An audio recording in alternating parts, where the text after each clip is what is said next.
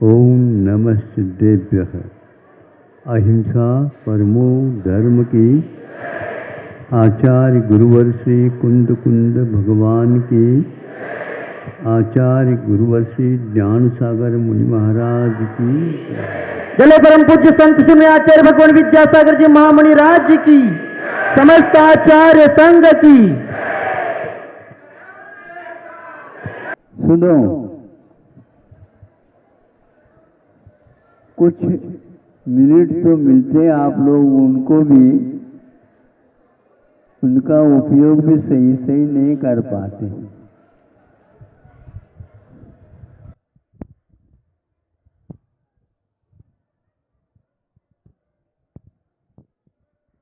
एक व्यक्ति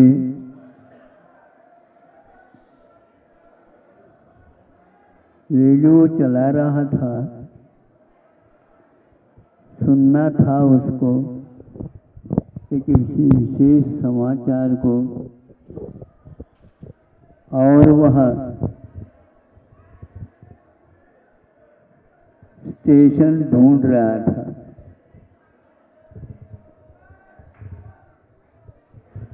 फिर इसके उपरांत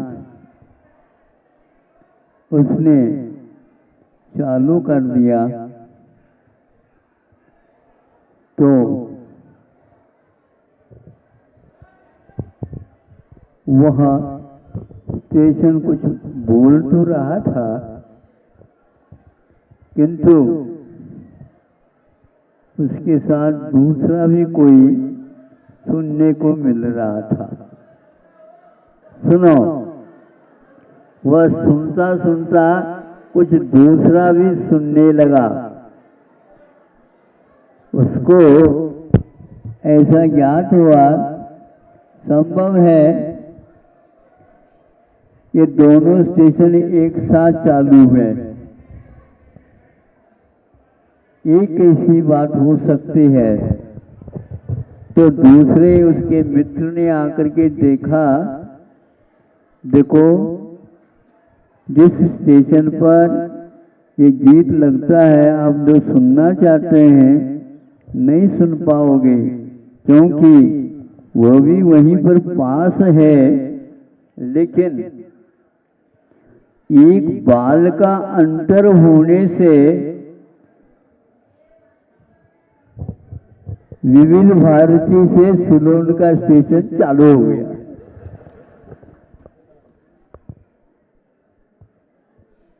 ऐसा क्यों होता है? आप लोगों को गणित में या भूमिति में समझाया गया होगा। दिशाएं कितनी होती हैं? 4, हाँ 4 पूर्व। और विदिशाएं कितनी होती हैं? कौन से विद्यालय में आप पढ़े हैं?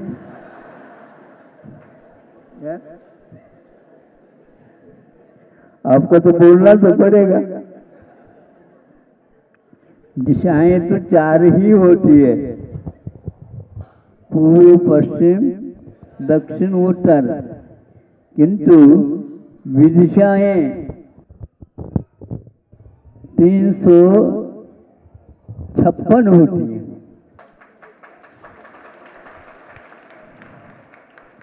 समझ में आ गया?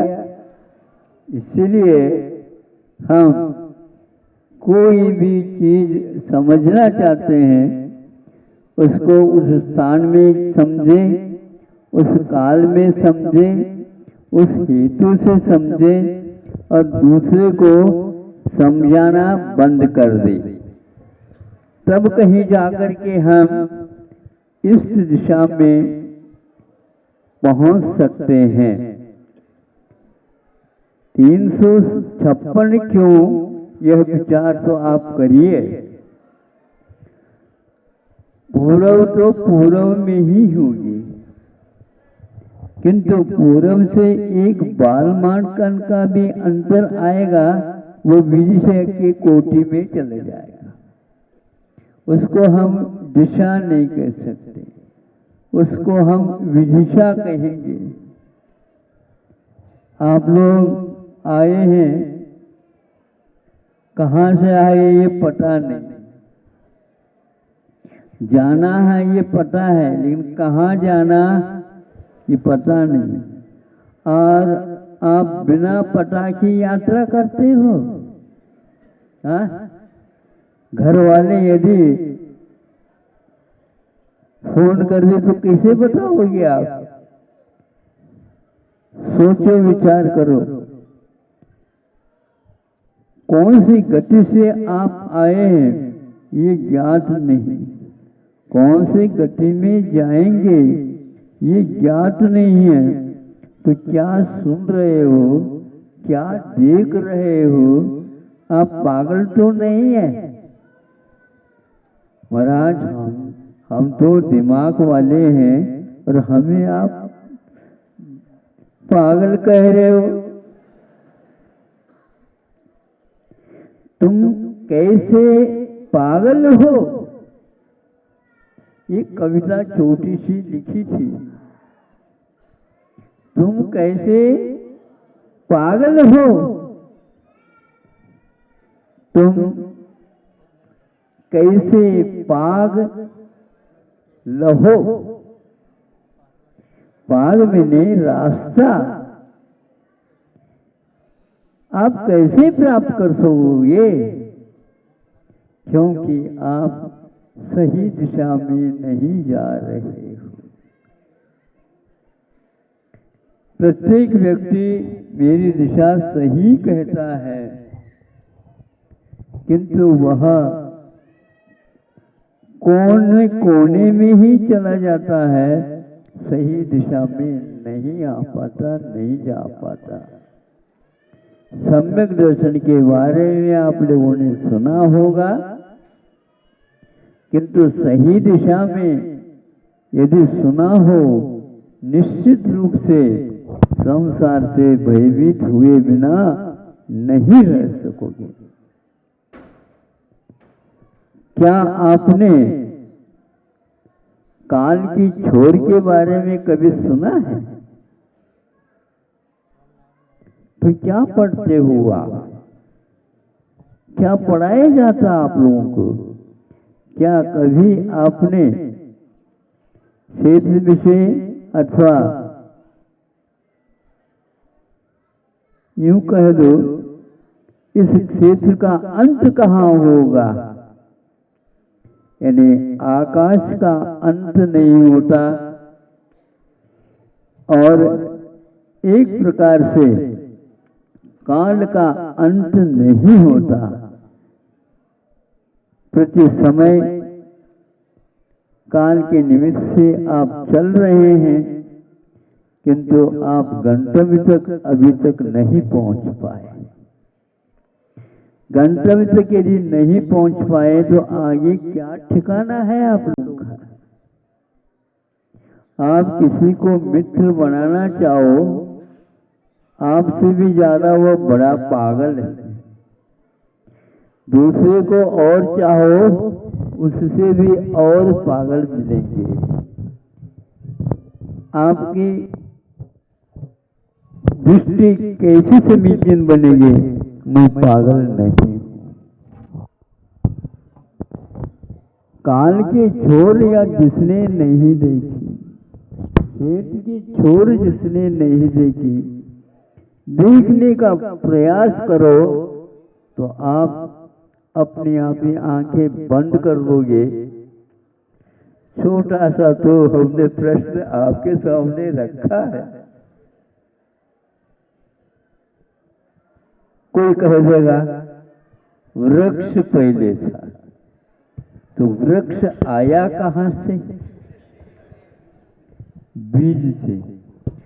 बीज बोते हो, अंकुरित होता है, बीज गायब होता है, पौधा खड़ा हो जाता है। लेकिन बीज का वह बोध दिला रहा है, मैं उस बीज का फल हूं, संतान हूं, और संतान आगे होंगे, इसमें से बीज निकलेंगे। तब फिर ऐसी स्थिति में आप संसार में भटक रहे हो, सही गंतव्य तक कब पहुंचोगे? तो आचार्य कहते हैं बीज को नष्ट किया जा सकता है। एक बार बीज अंकुरित होने की योग्यता को खो देगा, फिर उसका अंत हो जाएगा। आप राग द्वेष कर रहे हैं, इसके पीछे भी यही हेतु है।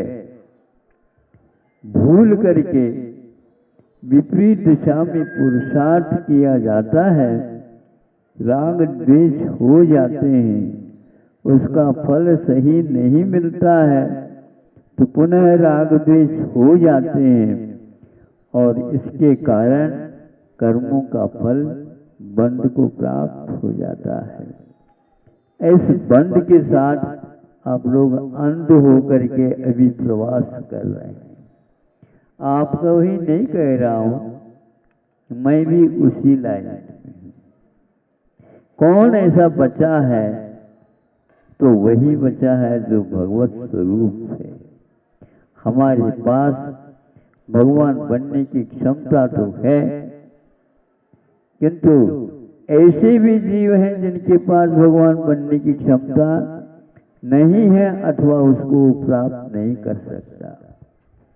उसको देखने से ऐसा लगता है कि हम अभी भी अधूरे हैं, तो हम मरण के भय से जो डरते हैं वह पागलपन है। और कहीं भी जाओ ऐसे लाइन लगती नहीं, किंतु यहाँ पर लाइन में रहने के उपरांत भी हम थकते नहीं। अब हो जाएगा, अब हो जाएगा, अब हो जाएगा। वहाँ पर घूस देने का प्रयास न करें, क्योंकि वहाँ पर कभी घूस मिलती भी नहीं और दे भी नहीं जाती है। क्योंकि ये भूख भी लगना और भीख भी मांगना, ये तो सब हम लोगों की बात है। वस्तुतः भगवान शांति के साथ बैठते हैं। हमेशा हमेशा हमारे भगवान किसी आसन पर बैठते नहीं। इसका दृश्य यदि हम देख सकते हैं तो अच्छे क्षेत्र सिरपुर में ही देख सकते हैं।